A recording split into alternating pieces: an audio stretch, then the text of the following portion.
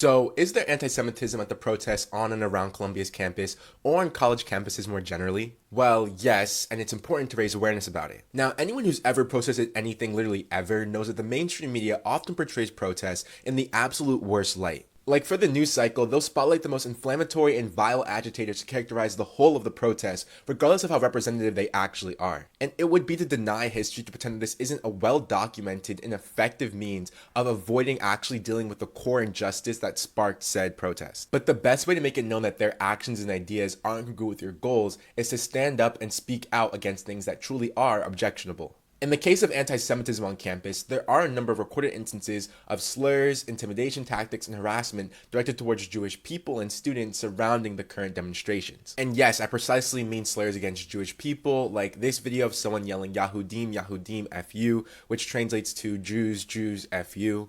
There's another video going super viral of someone wishing for October 7th to be repeated 10,000 times.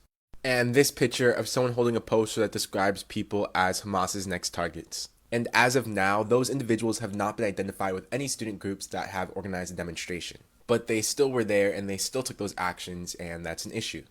And I've already made a video about this, but American society since its inception has been rife with anti-Semitism. And in the past few decades, that anti-Semitism has escalated whenever Israel has been dominant in the news cycle, especially when it involves grievances with the oppression of Palestinians, with many people who are violently bigoted against Jewish people using these moments as a cover to target people who have no ability to control any of that whatsoever. And in this instance, the directly stated goal of the organizers has been to get the university to do things like divest from weapons manufacturers and remove repressive police from campus. But there have been and likely will be people who infiltrate and hijack plans for strategic, non-violent protesting to take actually bigoted and dangerous actions. And it doesn't really matter how organized a protest is, because when looking at the history of protests, some of these people could even be planted federal agents. But though meant to be a distraction, it's important to realize that it doesn't actually mischaracterize the movement to use your platforms to raise awareness and speak out against these actions. If anything, it strengthens its core values because all forms of oppression are linked.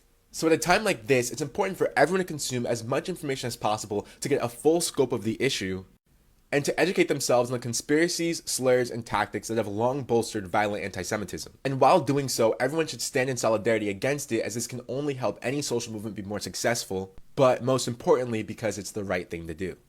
And if you agree, you should check out some of the statements from these organizers and realize that many of them have condemned these actions. But comment your thoughts and follow for more.